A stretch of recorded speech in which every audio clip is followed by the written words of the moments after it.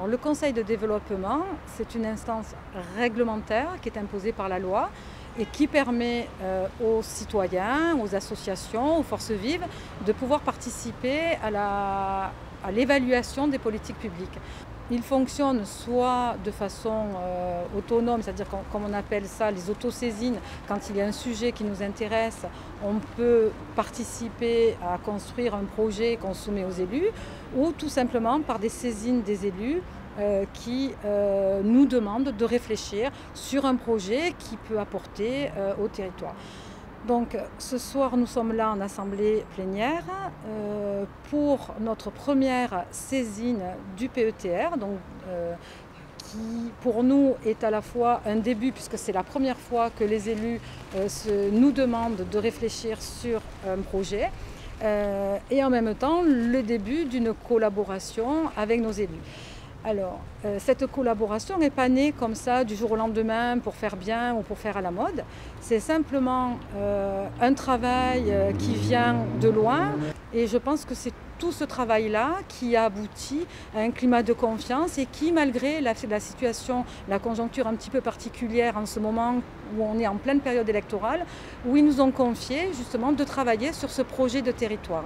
Donc ça, c'est la première saisine sur laquelle on va travailler pendant toute cette période. La deuxième saisine, puisque c'est vrai que maintenant, puisqu'on a la confiance des élus, donc j'espère les saisines arrivent les unes après les autres. Donc la deuxième saisine, c'est pour le contrat de transition écologique.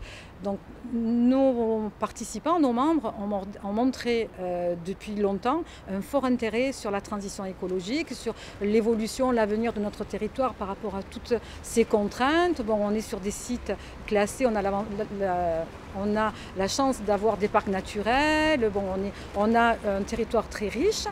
Donc ça va nous permettre justement de montrer l'attachement que peut avoir la population et de construire avec les élus donc, ce contrat, de participer à l'élaboration de ce contrat.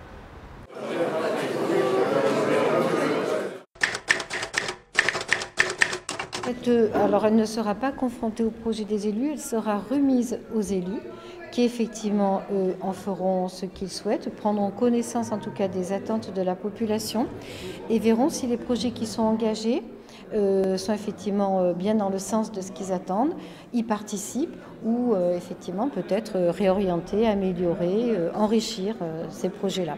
Surtout que là, le président a dit que tout allait être effectivement vu sous le filtre donc, de la transition énergétique et écologique. Donc on va dire que ça va être un point de repère dans tous les domaines, que ce soit sur le plan social, que ce soit sur le plan économique, que ce soit sur le plan de l'urbanisme ou de l'aménagement du territoire. Donc on va essayer d'avoir une ligne transversale, des propositions séparées et la vision des citoyens.